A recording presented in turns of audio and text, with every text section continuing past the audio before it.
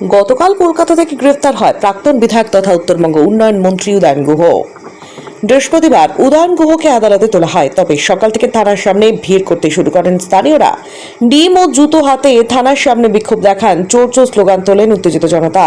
দীর্ঘক্ষণ অপেক্ষা করার পর প্রায় 1:30টা নাগাদ উদয়ন গুহকে কড়া পুলিশি নিরাপত্তায় প্রিজন ভ্যানে করে দিনহাটা মহকুমা হাসপাতালে নিয়ে যায়। সেখান থেকে আদালতে তোলা হয়, তবে দিনহাটা থানা থেকে বের করার সময় বিক্ষোভের পাশাপাশি ডিম ও জুতো ছুড়ে মারে উত্তেজিত জনতা।